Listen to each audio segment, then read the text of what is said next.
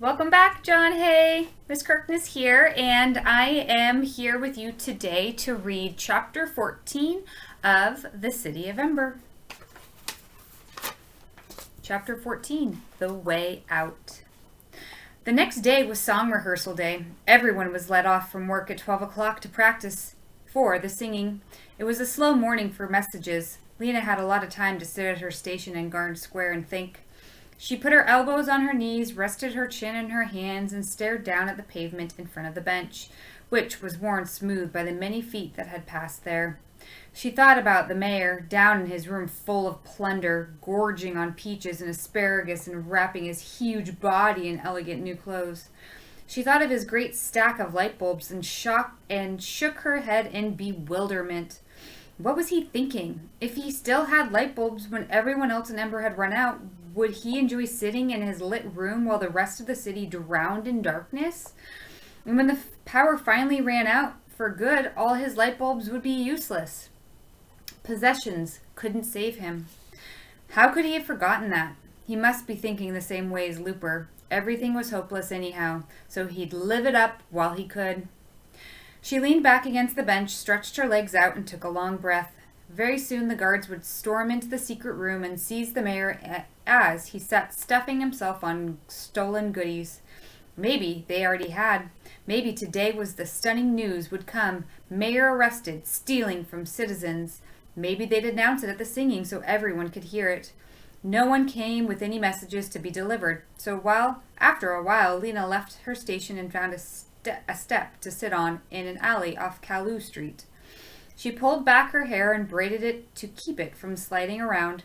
Then she took from her pocket the copy of the instructions she had made just after she sent her note to the mayor. She unfolded it and began to study it. This is what she was doing when, a little before 12 o'clock, she looked up to see Dune running toward her. He must have come straight from the pipeworks. He had a big damp patch of water on his leg of his pants. He spoke in an excited rush. "I've been looking all over for you," he said. "I found it." Found what? The E. At least it looks like an E. It must be an E. Though you wouldn't know it if you weren't looking at it. You mean the rock marked with an E? In the pipeworks? Yes, I found it. He stood breathing hard, his eyes blazing. I'd seen it before, but I didn't think of it as an E, just like a squiggle that looked like writing. There are all these rocks that look like they're covered with writing. Which rocks? Where is it? Lena was on her feet, now bouncing with excitement. Down at the west end of the river, near where it goes into the great hole in the pipeworks wall. He paused, trying to catch his breath. "And listen," he said. "We could go there right now." Right now? Yes, because of the rehearsals. Everyone's going home, so the pipeworks will be closed and empty. Grinning, Dune produced a large key from his pocket. Oops, sorry. But if it's closed, how will we get in? Grinning, Dune produced a large key from his pocket. "I ducked into the office on my way out and borrowed the spare key," he said. "Lister, he's the pipeworks director, was in the bathroom practicing his singing. He won't miss the key today. And tomorrow, everyone will be off work." He did an impatient shuffle. "So come on," he said. The town clock struck, the first of its 12 noontime booms. Lena stuffed her copy of the instructions back into her pocket. Let's go. The pipeworks was empty and silent. Lena and Dune went up the hallway past the rows of boots and the slickers hanging on their hooks. They didn't take any of these for themselves. This was not a pipeworks tunnel they were about to enter, they were sure. It wouldn't be dripping with water or lined with spurting pipes. They went down the long stairway and out onto the main tunnel, where the river thundered alongside the path, its dark surface strewn with flecks of light. Dune led the way along the river's edge. As they neared the west end, Lena saw the rocky outcroppings Dune had described to her. They were strange, bulging shapes, creased with lines like the faces of a very old. Not far beyond, Lena could see the place where the river disappeared into a great hole in the pipeworks wall. Dune knelt down beside a clump of stones. He ran a finger along their convoluted surface. "Look here," he said. Lena stooped down and peered at the deeply carved lines. It was hard to see the E at first because it was surrounded by such a tangle of other lines, and because she was expecting it to be an E drawn with straight strokes. But once she saw it, an E drawn with curving lines, a script E, she was sure it had been carved on purpose. It was centered on its stone, and its lines were deep and even. So from here we should look down at the river, said Dune. That's what the instructions said. Down riverbank to ledge. He lay on his stomach next to the rock and inched forward until his head hung out over the edge of the path. Lena watched him anxiously. His elbows stuck up on either side of him, and his head, bent down, was nearly invisible. He stayed that way for long seconds. Then he shouted, "Yes! I see something!" and scrambled to his feet again. "You do it," he said. "Look, at the riverbank, right below us." Lena did as he had. She lay down and pulled herself forward until her head was over the edge, 8 feet or so below. She saw the black water churning by. She tucked her chin in and looked at the riverbank. It was a sheer rock wall, straight up and down and slick with spray, and at first that was all she saw.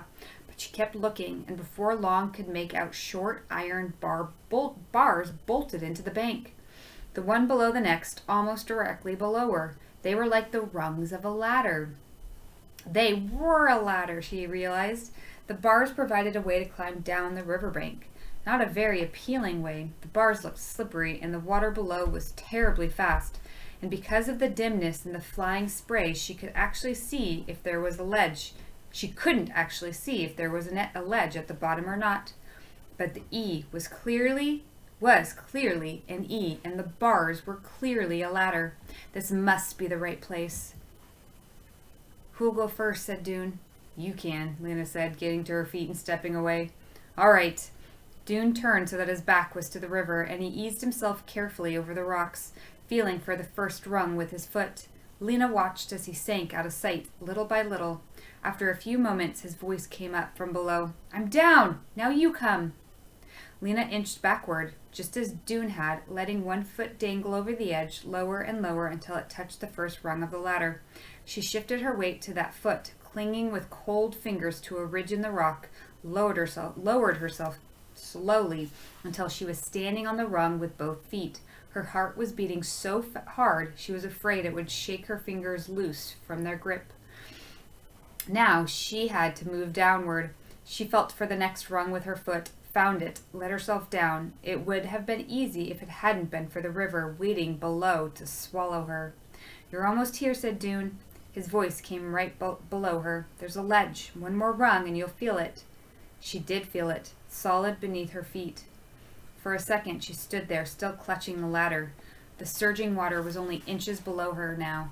"Don't think about it," she told herself. She moved sideways, 2 steps to stand next to Dune, and there in front of them was a rectangular space carved out of the river wall, rather like the entry hall of a building.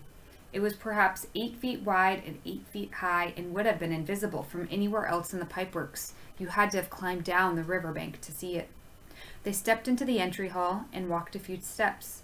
Enough light to see by came from the tunnel behind them. Lena stopped. "There's the door," she said. "What?" said Dune. The water roared so loudly they had to shout to be heard.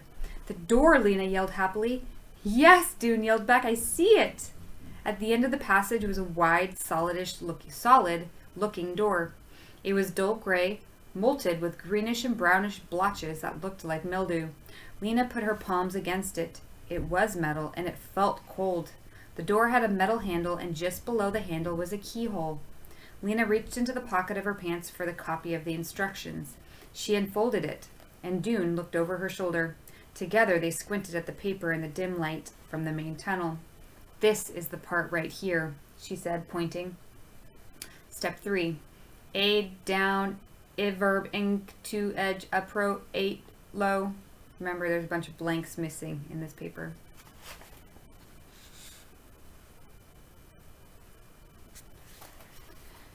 "4.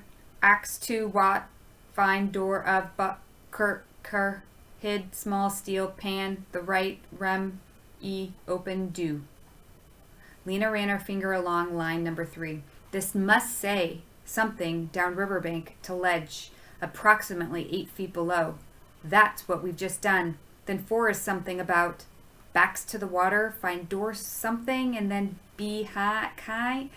That must be key behind. And then there's the small steel pan. Do you see a small steel pan? All right, I'm going to pause here for part 1 of chapter 14. Please continue by watching part 2 of chapter 14.